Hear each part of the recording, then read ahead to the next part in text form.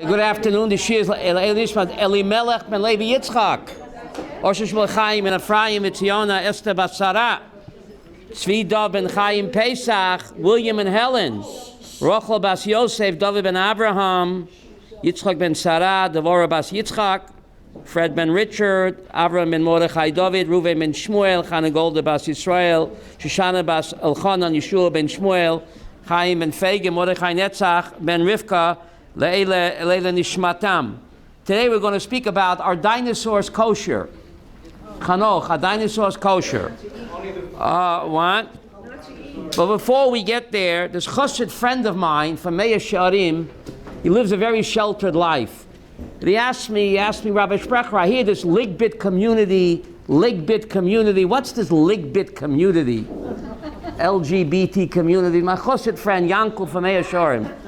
It was a sheltered life. What's a ligbit community, Sharon? So I said, it stands for Lubavitch, Ger, Breslov, and Tells. Community. What does he know, right? Sarah. Ligbit community, Lubavitch, Ger, Breslov, and Tells community. What can I tell him? Okay. You know about this lady that husband complains. Every time she talks on the phone, she speaks for 2 hours. Not less than 2 hours. The husband's complaining. One day, she gets a phone call, and after 45 minutes, you hear this, Reb Nochem, after 45 minutes, she's done. So the husband says, Suralo, Makara. He says, oh, it was a wrong number. Get it? Only 45 minutes, wrong number. Okay? One more, or that's enough? David, one more. This Breslov a chassid and the Lubavitch a chassid both die on the same day. And they go to heaven, and they're judged. And both of them are judged to go to Gehenna. They go to hell. The Breslov a chassid and Lubavitch a chassid. So the Breslov a chassid protest. I have to see Rab Nachman. Rab Nachman promised anyone who goes to his grave on Rosh Hashanah, he'll pull him out of Gehenna. So he appeals. Rav Nachman says, you're right. God, excuse me. I promised him. Come to my grave. I pull him out of Gehenna. So the Chabad Chosid says, wow, that's great. I want to see the Lubavitcher Rebbe. Get me out of Gehenna. The Lubavitcher Rebbe says, I'm sorry. You have to go to Gehenna. That's your shlichus. Kiruv work. Chabad house. Ooh. Okay. All right, I give up. Okay. Were there dinosaurs in Gan Eden? Now, if you take a look at your sheet, side number 1, it's very strange. A few years ago, there used to be a Milky product, the chocolate puddings, and they had a picture of the dinosaur on them. Dino the dinosaur. And the Badatz Hechsher said there's no such thing as dinosaurs. If you don't take the dinosaurs off the Milky pudding, we're pulling our Hechsher. Here it is, Dina. No, I haven't heard. This is about 18 years ago. I have a good memory. But 18 years ago, they said no such thing as dinosaurs. If you don't pull Dino, the dinosaur, off the Milky pudding, no Hechsher. So Strauss, they gave in. So are there no such thing as dinosaurs? I mean, let's get real. Look at side number 1. Side number 1, which says Chaf Aleph, in my handwriting, at the top of the page, it says, Vayivra Elokim et hataninim hagdolim. See that? It's highlighted in yellow. Vayivra Elokim et hataninim hagdolim. God created the gigantic reptiles. Genesis 1, Pasuk 21. So the Ramban wonders. All the time it says, Vayas Elokim et chayot haaretz. God made the creatures of the earth. When it comes to the gigantic reptiles, it doesn't say Vayas, it says Vayivra. Sharona, where's that word Vayivra used again? Vayivra Lakim et Adam. So Ramban points out, Pi Kabbalah, the word Vayas is Yesh Meyesh. God created something from something. When it comes to the human being, it says Vayivra. Yesh Meyayin. The human being was a unique creation, unlike all of the animals were created from matter that God created before, yesh meyesh. The human being was unique. It says, vayivra yesh meyayin. And the word vayivra is used again when it comes to taninim gadolim. What does that mean? TX Rex. Yeah. Says the Ramban, why to say vayivra by the dinosaurs and not vayas like all the other creatures? Says the Ramban, these creatures were so enormous and so humongous that there had to be a special bria. Couldn't say vayas alakim chayat haaretz. It had to say vayivra, because just like the creation of man, John, was unique, something from nothing, these gigantic reptiles were so huge that God had to do something unique. Like the creation of man, yesh meyayin. How do you say that in English? Ex nihilo? Ex nihilo, I think. Is that Latin? I don't know. So the Ramban clearly, Reb Chaim Eliyahu, he wouldn't pull the hechsher from the dinosaur pudding. The great Nachmanides clearly speaks about what? The creation of what? Of these gigantic Taninim Gadolim which existed. The question is, were they in the ark or were they in Gan Eden? Okay, but look at the Tiferet Yisrael. On side number 1, Tiferet Yisrael on side number 1, Drush Arachayim. Now this, the Tiferet Yisrael, is a super commentary on the Mishnah. No one can learn Mishnayot Yehuda without the Tiferet Yisrael. At the end of Seder Nezikin, he has this whole arichos called Drush Arachayim. The problem is, Moshe, if you look at our Mishnayot, somebody had what? Censored this. This entire section, which I photocopied from the original text, Danzig edition in 1845, this great super Haredi rabbi, Yiddish Arona, please show this to Rabbi Yitzchak, on side number 1, this is taken from the original Tiferet Yisrael. In our Mishnayot, somebody mysteriously pulled it. The guy who pulled the hechsher from the milky products. But anyway, he says over here, Drush Arachayim, he's writing in 1845, Moshe. And look what he writes here, Tiferet Yisrael, in the paragraph that begins Kaf Kaf. You see that? Kaf Kaf. V'kach kach yemotzu ba'amkei harim hayote gavoim ba'oretz. They found. He's writing in Danzig. Where's Danzig? Germany in 1845. There was no internet then, Yehuda. No internet then. No. Chayot hayam asher neskashu v'oy 11. He says, writing in Danzig, no internet. He knows that they found these fossilized gigantic bones. V'chocham echot choker tivik kusier shemo. He quotes a scientist in his day. Kosher shemikol anak mine chayot shemotzu betachtis oretz. Yesh mehen she'enan nitzoim klal b'olam hazeh.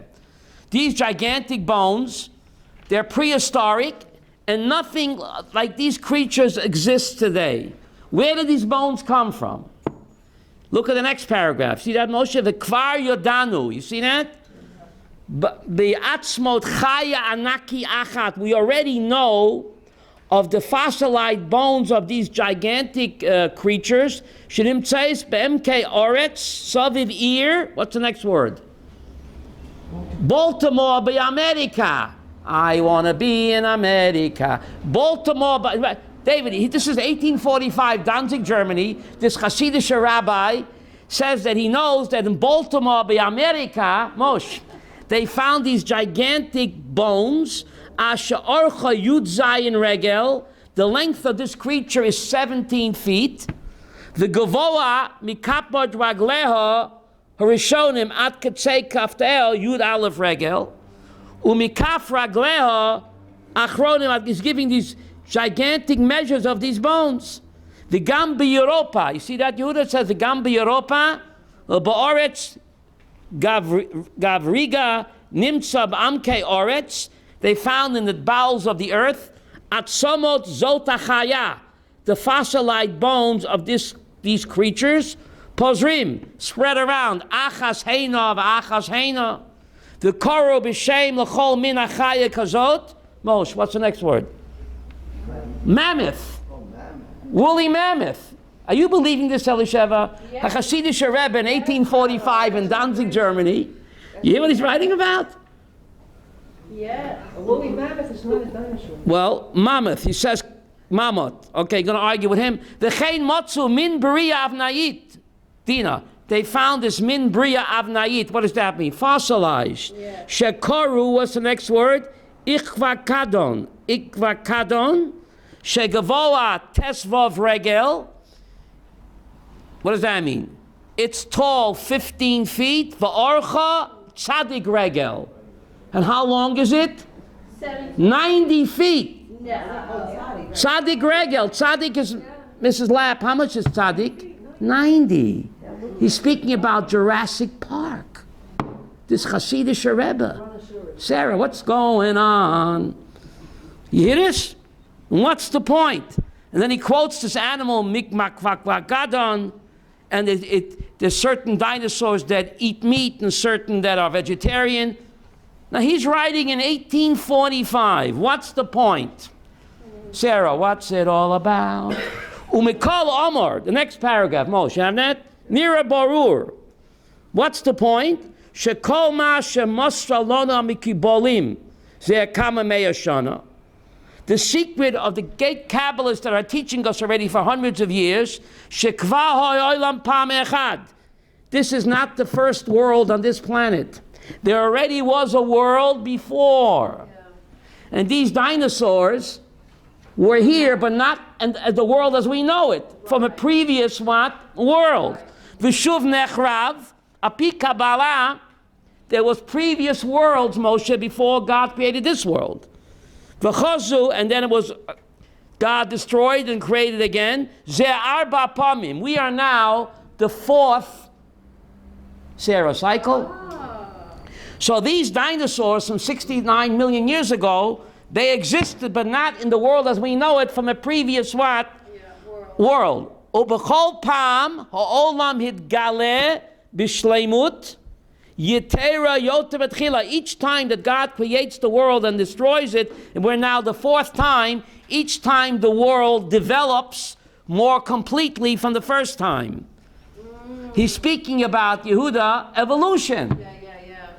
This great rabbi in 1845. Now, Darwin didn't come out with his theory until 1859. Hanoch, you can check the facts. Darwin was not Jewish, but Darwin, with his evolution, 1850, this great rabbi, Tiferet Yisrael, writing in 1845, years before Darwin, and he's clearly speaking about what? That God used evolution to create the universe. You hear what he's saying over here? V'tminu achai, believe me, my brother. See the last paragraph? V'tminu achai, shesod hanifla hazeh. What does it mean? How do you say in English? Sod hanifla hazeh. This nifla, wondrous secret. Which wondrous secret, Moshe? Evolution. Nichta beher eitev. It's written very clearly, B'Parsha Rishona Sheptarseinu Hagdosha. It's written very clearly in the first parsha of the Torah. Tu kulaba. So this great rabbi, Moshe, wouldn't pull the dinosaur off the milky products. Now, it's been censored from our Mishnah. You go to the end of Seder Nezikin, Mrs. Lapp, you can ask your husband. This page mysteriously has what? Disappeared. I don't know. It's gone. But everyone learns the Tiferet Yisrael, Sonia. Everybody. Every chosid, misnagid, you can't study Mishnayot without Tiferet Yisrael. So he clearly speaks about dinosaurs. He clearly speaks about evolution. And he quotes the great Kabbalists. We'll see who they are. The Ramban Rabbeinu Bachai. That the word Vayivra, by the giant reptiles, Yesh Me'ayin, just like Vayivra, by Adam, Yesh Me'ayin. Now, if you turn the page over, side number 2. Yes? My husband gets very upset when he gets books and he sees the things have been edited out of them. Oh, so he'll be upset about this. Show him this paper, please. Yeah. And check your Mishnayot. It's gone. Yeah. Someone has censored this. Now, side number 2, were there cavemen in Gan Eden? There are certainly cavemen in Gaza. But are they, David, I wouldn't want to insult the cavemen, right? Oh my goodness. I don't want to insult the cavemen. Were they cavemen in Gan Eden? But they're certainly cavemen in Gaza. Take a look at the pasuk on top of side number 2. Vayikra Shemam Adam. God created Adam and Chava, and God called their name Adam. What do you call their name Adam? So look at the Torah Tamima, Moshe. You see the Torah Tamima? Vayikra Shemam Adam. What do you mean he called their? He said he called his name Adam. What he called their name Adam? Man and woman. Omer Rabbi Elazar. You have a Dina Torah Tamima. Tractate Yevamot. Kol Adam she'ein lo isha, eino Adam. Hear this, John? Any man that ain't got a wife is not complete human being. Shenemar zochar nekeva baram. Vayikra shemam Adam.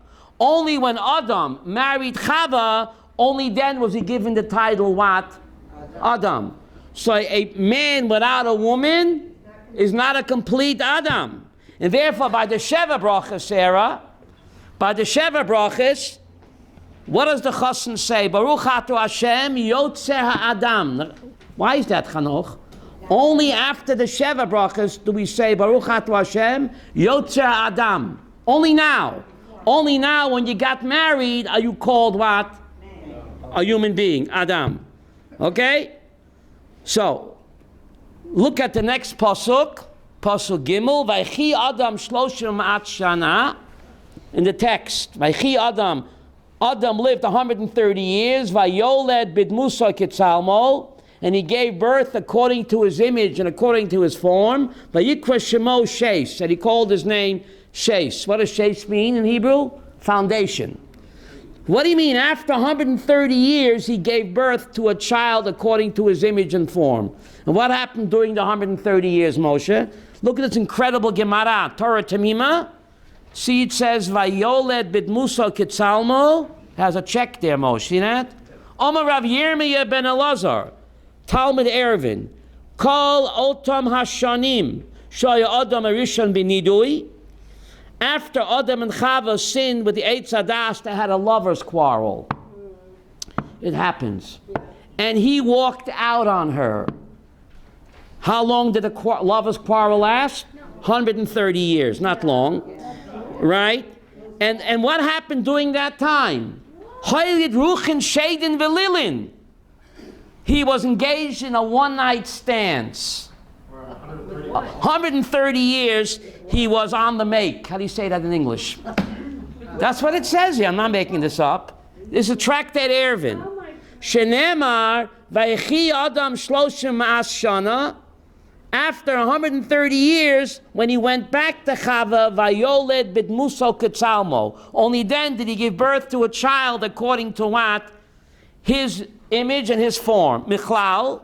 From here you can learn out. The Ada Idna, during the entire 130 years when he walked out on Chava, Laf Ketzal my Olid. He was having relations, I don't know with whom, they're the only people. He's having relations and he was giving birth to creatures that looked human, but they were Shadim. Now, we know the Rambam didn't believe in Shadim. So how do you say shaman? You're the devil in disguise. Now, we don't believe in devils, devil or angel. So how does the Rambam learn this very strange Gemara, Shelley? So look at the footnote. You see the footnote? It says Rambam. The footnote, it's highlighted in yellow, Moshe, the bottom. The Rambam didn't believe in Shadim. So how does the Rambam explain this strange Gemara on Eruvin 18? Harambam B'moreh, excellent. See that, Dina? Harambam B'moreh Perik Zayin. It's highlighted, Moshe, have it? The Rambam Mor Nevuchim Perik Zayin, Merishon, first section, Bir Inyan Agadazu. I'm reading the footnote, Ches. He explains the strange Gemara. That the Kavanah Shahoylid Ruchen Shadim Velilin. The Rambam didn't believe in Shadim. What does the Gemara mean? Hainu Rak Gufim. He was giving birth to creatures who had the human body. Hadomim La Noshim. Similar to human beings. Avalo Hadat Hashlama Ukmo Hakofim. According to the Rambam, Moshe, he got in a lot of hot water. Adam was having relations with Neanderthal chicks. Cro-Magnon chicks. It was cave women. You cave woman, you bopped them over the head, and drag them. It's strange, very strange, Mrs. Lapp. This is what the Rambam is saying, that before Adam or during Adam's time, we'll see soon, there were human creatures prowling the earth at the same time that Adam lived and even predating Adam. And while he had this quarrel with Chava, he was having relations with these human-like women, and he gave birth to these humanoids. And only after 130 years did he go back to whom? Chava. And then he gave birth to a child, Kidmuto B'Tzalmo. But up until time, he was having these Cro-Magnon creatures. So stay tuned. Now, Rav Soloveitchik and a Motzei Shabbos Shir in Boston, where hundreds of people attended, he made the following statement, okay? Maybe not. The following statement, he said, if you meet a human monster like a Stalin or Hitler, he mentioned Stalin, Hitler, or Pol Pot. That's what he mentioned. He says, perhaps they are the offspring of Adam and one of these cave women. Now, the Ramban tells us that the flood, Nechama, the flood did not affect Eretz Yisrael.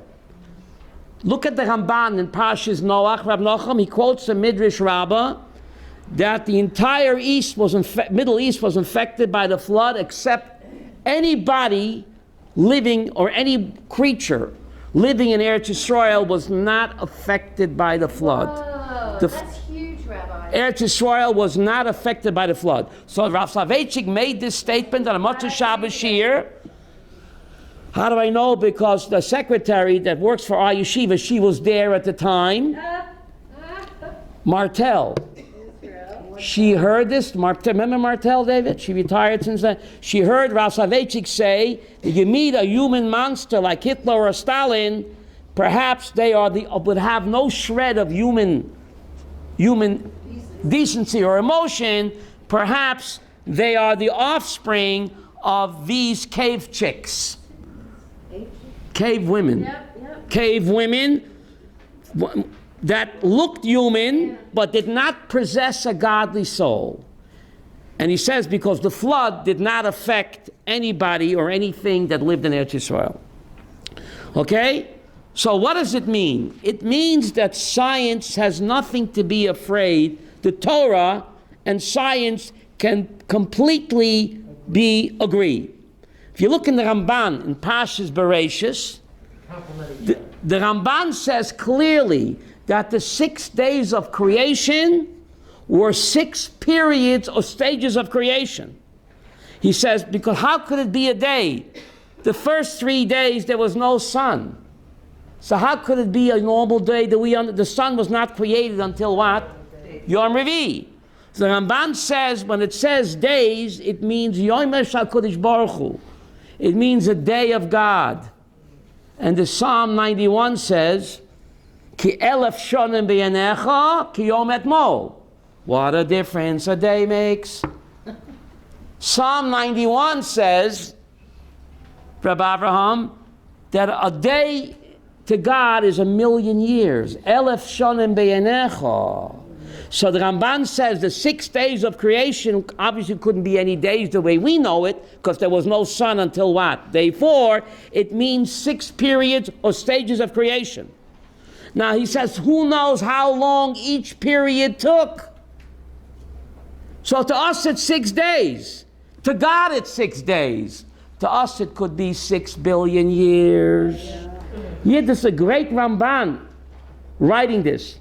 And the Rambam in Moreh Nevuchim says that the 6 days of creation represent a conceptual, not an historic account of creation. You hear this? So, the theory of relativity, Moshe, to God it's a day. From his perspective, it's a day. From our perspective, David, it could be what? Billions of years.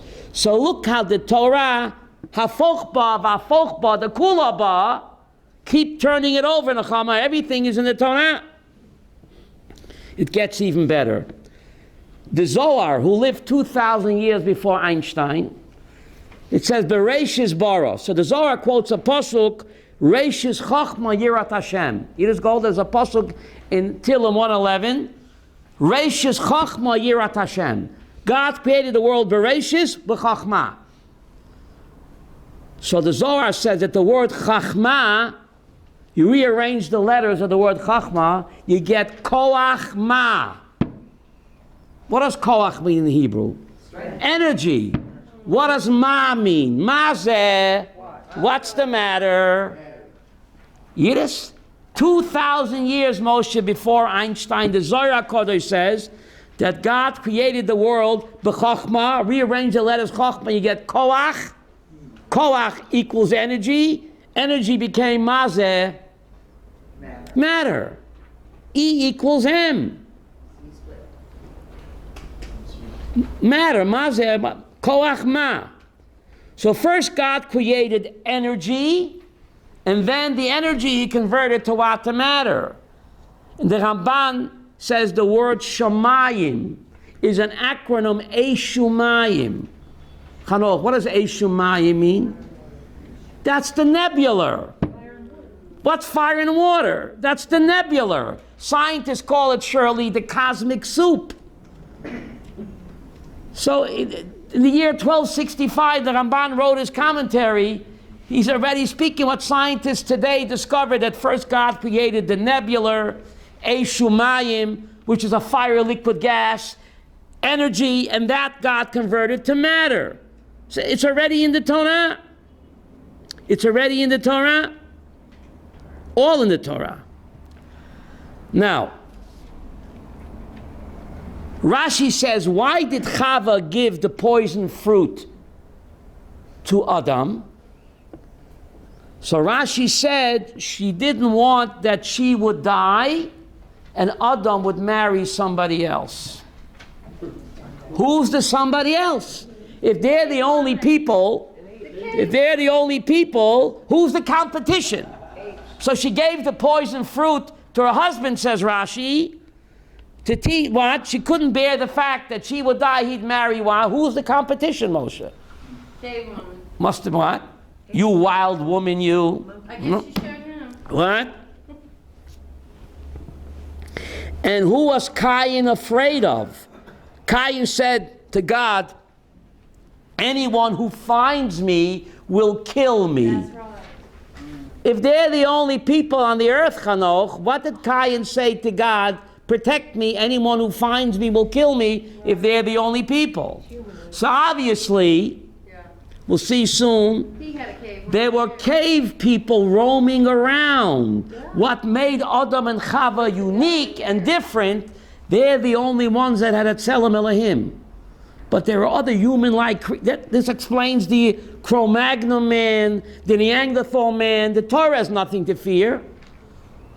It's all part of the Torah. It's all part of the Torah. In fact, the Ramban, you can look it up. You don't believe me? You can get an English Ramban translation.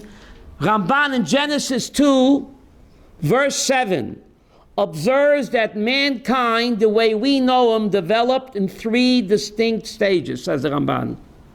He says the material of Adam's body was initially in the form of what? Inert matter, dust of the earth. In the first stage of growth, there was a force that produced growth like in a plant.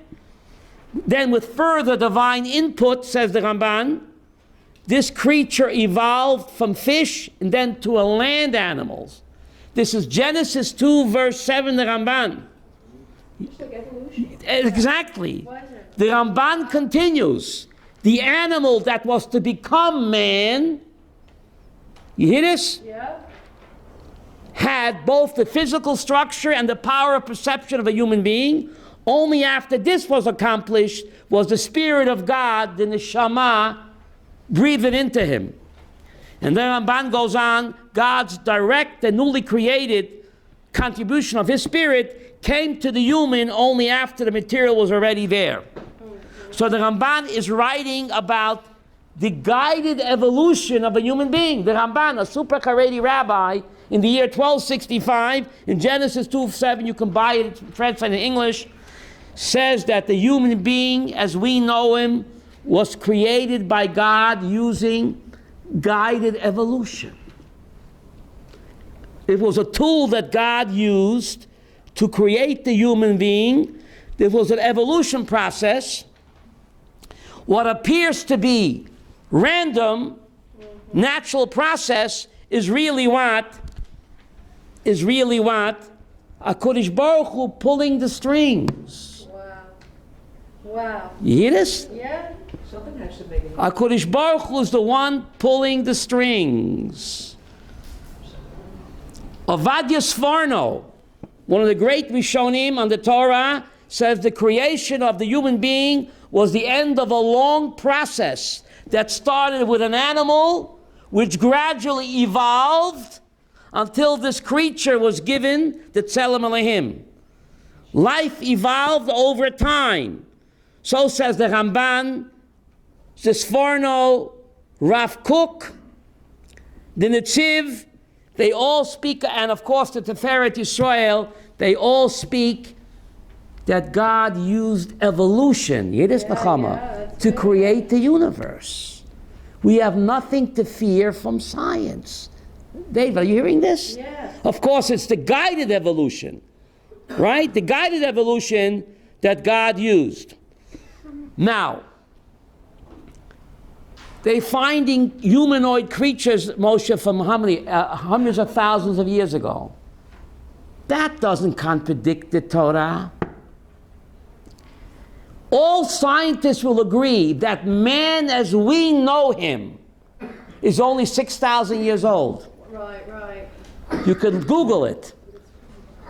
So Rav Kook says that yes, all of these creatures, these Cro-Magnon man, they existed hundreds of thousands of years ago. But we are concerned, when did the human creature receive the Tzelem Elohim? That was about 6,000 years ago. So for us, the clock starts ticking when the creature that we call human received the Tzelem Elohim. That was 6,000 years ago. It doesn't contradict science at all. All of these other creatures and these dinosaurs that existed millions of years ago doesn't concern me.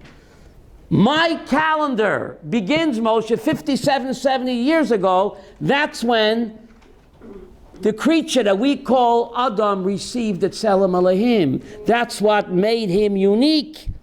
So it doesn't contradict science at all. Rav Kook writes about this. He says clearly, he writes about this in a sefer called Orat HaKodesh.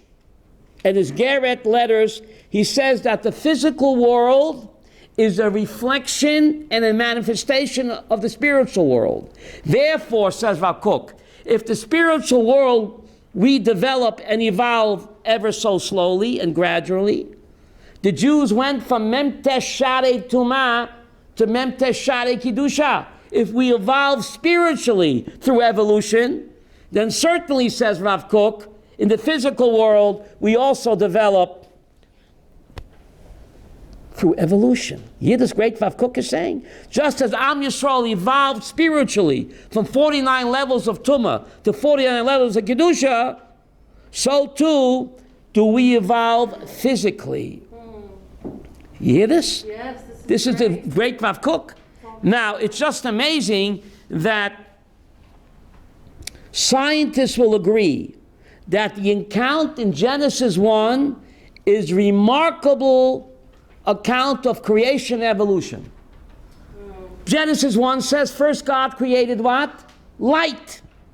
Then he created the firmament, followed by ocean, land, and vegetation.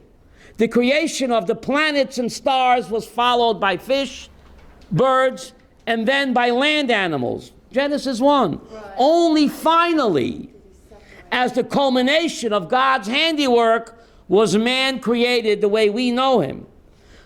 The Torah's description and account of creation in a natural progression points to its divine origin, because no human being at the time of Moshe Rabbeinu could have known that modern geologists also believe, you can Google it, that plants and water-based animals were the first to be created.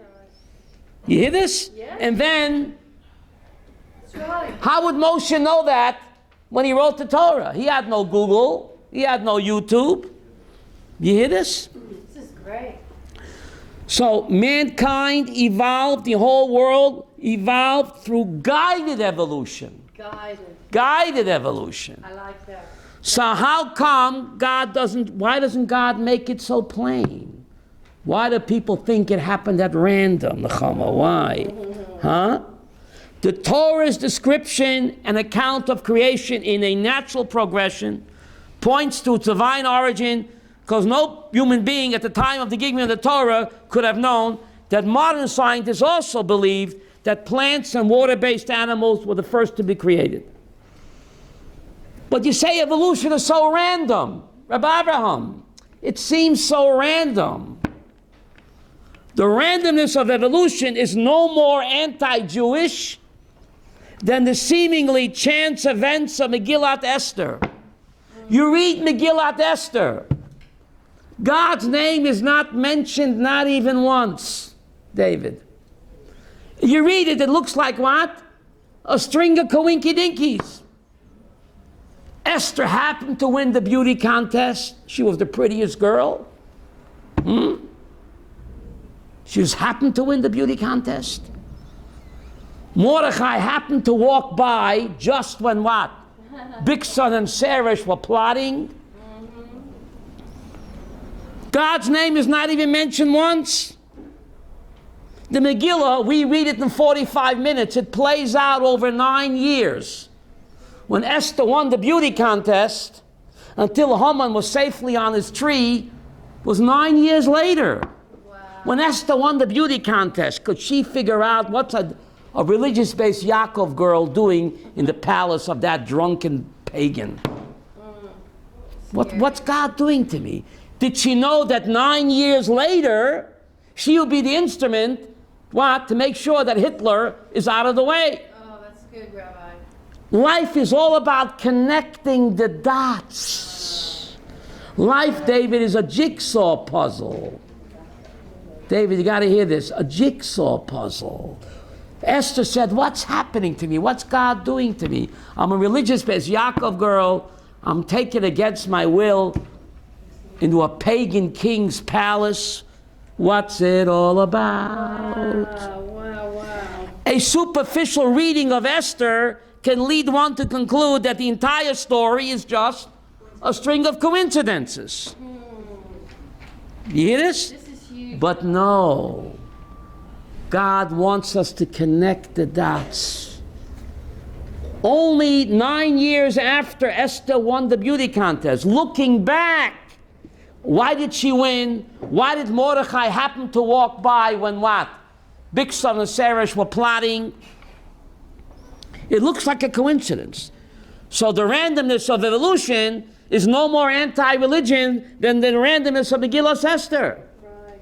God's name is not there at all. Reb Chanoch, what's our challenge? To look behind the mask. Megillat Esther means legalot et hester. How do you say that in English? Feeling the hidden. The same thing with evolution. These prehistoric bones and these skeletons of cave people, we're finding them. HaKadosh Baruch Hu wants us to what? To find them. To find them. Connect the dots. To realize that what? It's not random. Right. It all happened because HaKadosh Baruch Hu. Evolution is just a tool that HaKadosh Baruch Hu used in order to what? To create the world. We have free will. Right. You read the book of Esther, you can say God had nothing to do with it, right? The tafkid of a Jew is to connect the dots, That's good. right? Yep. Wonderful. To look behind the mask of evolution, right? Clearly, Bereshis Rabbah says, Yom HaKadosh Baruch Hu, a day of God. That's Elef Shanim, or 1,000,000 years, right? Or 1,000,000 years. So all of these prehistoric creatures has nothing to do with us. Our luach, how do you say that in English? Our calendar begins when this humanoid creature that we call man received what? The Tzelem Elohim. Is that a soul? The soul. Okay. I'm a soul, man. That was 6,000 years ago. These creatures that lived before, it doesn't contradict. The Torah is not interested with that. They existed. In previous worlds, as you see in the Tiferet Yisrael, it's amazing that this Haredi rabbi, writing in the year 1845, years before Darwin didn't come out to 1859, is already speaking about the great secret, Sod HaNifla, Yehuda, evolution, that HaKadosh Baruch Hu used in order to what? To create the world. If you go back to side number 1. So is the same letters as seed. What? So is the same letters as seed in English. Sod. Seed as well. Sod means secret, okay? If you go back to side number 1, the word Vayivra is used, how many times did I say? Vayivra. No, it's used 3 times. I correct myself. Side number 1. It says Vayivra Lakim et Ataninim Agdolim, on side number 1, highlighted in yellow, Chaf Aleph. Vayivra, Yesh Mi'ayin, the giant reptiles, and it says the word Vayivra by the human being, the creature that got the godly soul. Other times says Vayas. What does Vayas mean? Yesh Mi-yesh. How do you say that in English? Yesh Mi-yesh. Something from something. But man, when he got the godly soul, that's Vayivra. That God breathed into him part of himself, Kavayachol. The Chelik Elohim Yimal, that's Vayivra. So it's used by the giant T-X Rex. It's used by the human being when he got the godly soul. And most it's used by Shabbos. Vayishbos Bayom Hashvi, God rested. See on side number 1, Vayishbos Bayom Hashvi, God rested on the 7th day. Ashabara Elohim Lasot. Wow. So the word Vayivra, bara, the same root, Yehuda, is also used not just by man and TX Rex. It's used by what? Hang in there, baby. Shabbos is coming. Shabbos bara Elohim Lasot. Shabbos was also Yesh Me'ayin. Sarah, I don't understand. How was Shabbos Yesh Me'ayin? How did God create the Shabbat, Chava? How? By having children? Separating the light. What? But say even better. It says, Vayishbot, God rested on the 7th day. Vayishbot b'yom hashvi, right? I think I have it here. Vayishbot b'yom hashvi, God rested on the 7th day. Ashabar Elohim lasot, that God created to do. Sonia, God has to rest on the 7th day. Does he get tired? It says, Vayishbot b'yom hashvi, Moshe. He, the big boss, rested on the 7th day. And then it contradicts. He rested and then God created. How did he create? By resting. Hello? Maddie, you getting this? See, Yishbot is a verb now. Vayishbot, he rested on the 7th day. Ashabar Elohim, if he rested, how did he create? And does he get tired? Get real. So what's the answer? Are you sitting down for this? Buckle up. God doesn't get tired. But God wants the human being to experience a Shabbos shluf. How do you say that in English? A Shabbos nap. You know, my father Zatzal told me, he lived in a little shtetl in Poland, you know, and most of the people were religious. There was one Jewish doctor who was an atheist in his town. And he says, but I believe in Tchiyat HaMeitim. Even though I'm an atheist, I believe in Tchiyat HaMeitim. You know what he said? If a Jew, Shabbos lunch, after the Lakshin Kugel and the potato Kugel and the Yishalmi Kugel and chulent and roast beef and chicken, lays down to go to sleep and wakes up for Mincha, that's Tchiyas HaMeitim. So wait. That's cute. Isn't that amazing? My father, Zatzal, told me the story. Yeah. So this atheist doctor believed in Tchiyas HaMeitim. Shabbos lunch, he wakes up for Mincha, Tchiyas HaMeitim. But anyway, the point is, for us to experience the sweetness of a Shabbos rest, the serenity, how could we experience that? If God would not rest, not for his sake, for our sake, if God wouldn't go through the motions of resting, creating the concept of a Shabbos serenity, we could never experience the sweetness of a Shabbos afternoon shluf. So God rested not for his sake. By resting, he created the concept of a Shabbos serenity. Me'en olam haba. That's yesh me'ayin, Moshe. You sleep on Wednesday afternoon, it doesn't compare to Shabbos afternoon. True. Ask anybody, you eat cholent on Sunday, it doesn't taste, not even Shabbos night. Doesn't taste the same. No. You ask anybody. This idea of the sweetness of a Shabbos meal and the sweetness of a Shabbos rest, Vayishbot bayom hashvi, asher bara Elohim. By resting, God created the concept of the peacefulness that comes to a person, what? On a Shabbos. People don't realize, people that don't keep Shabbos, they don't realize what they're losing. They don't realize. Right? Right. They're so fayukt. Thank God we have a Shabbos. No smartphones, no dumb phones. No phone. No phone. Look, Ma, no phones. For 26 hours, you just cut yourself off from the Mishigash and you become one with the big boss. Reunited and it feels so good. You too, so. But those people that don't keep Shabbos, it's a nebuch on them. I know. It's a nebuch, They live in my building. right? Yeah. What they're missing out. The Gemara in Shabbos says, God tells the Jewish people, I have a wonderful gift in my treasure chest, and I want to give it to you. And what's the gift called? Shabbos. So by not keeping Shabbos, you're like throwing the gift back. The King of Kings gives you his most precious gift, Shabbos, and you say, I don't want it. But it's more than that, Chava. Shabbat is me'en olam haba. Shabbos is a taste of the afterlife. Of the afterlife. Me'en olam haba. Shabbos is a taste of the afterlife. Please hear me well. Every Friday afternoon, what does a person do to himself?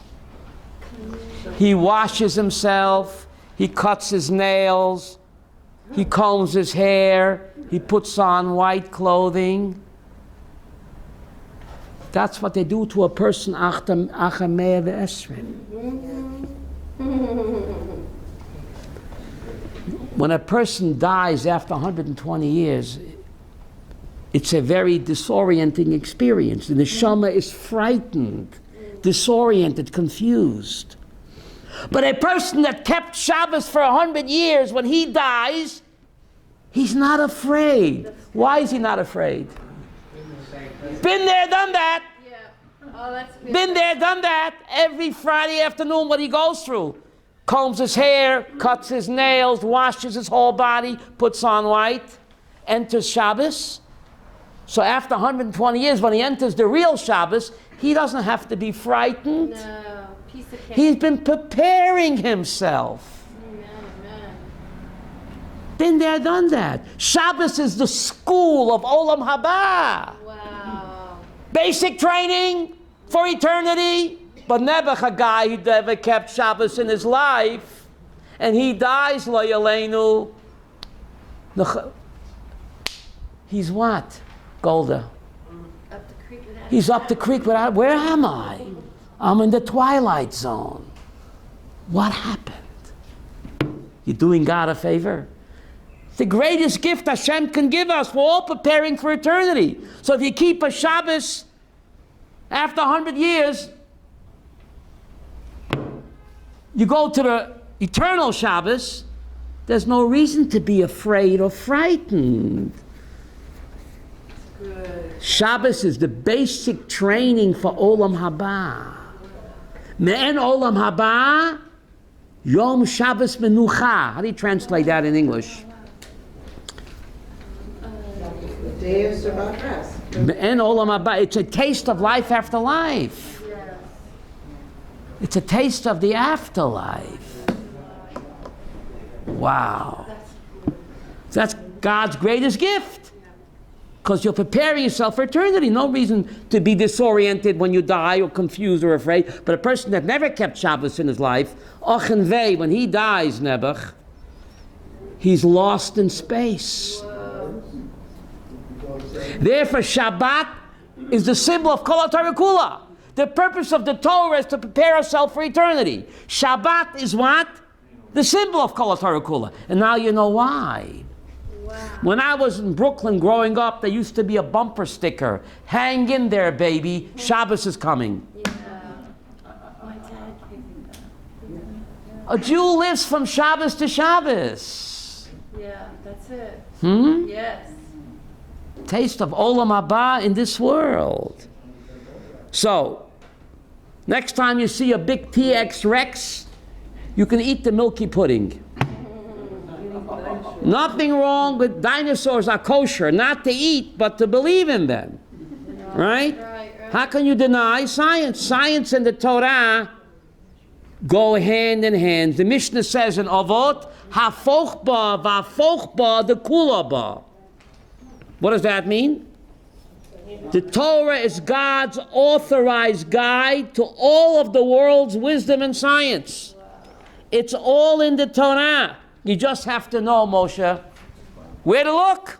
You just have to know where to look, right? Some people say, don't confuse me with the facts. That's it. So much so that they have to tear out a page of the Orach Chaim, the Tiferet Yisrael, to tear it out from the Seder Nezikin. Fear. What are they afraid of, Rabbi Abraham? What are they afraid of? The Tiferet Yisrael, super commentary on the Mishnah. And he writes this in 1845, and you won't find this in any Mishnayos today. Oh, thank you, Rabbi. Where did you get it? Yeah. I got it because my brother has a copy of the 1845 edition. Wow, wow. And this year's Refuah Shalema for him, of Shlomo Zalman ben Rivka. Amen. He needs a big Refuah Shalema. So he has this rare Tiferet Yisrael from 1845. So I photocopied it. Amazing that this great Hasidic rabbi, Yehuda, living in 1845, no internet, no smartphone, no dumb phone, before Darwin. Darwin didn't make his book published until 1859. His 1845 already anticipated that God used guided evolution to create the world. The key is guided evolution. Thank you very much. We have a Shia Thursday, 2 o'clock. Current events in the Haftorah. Thank you very much.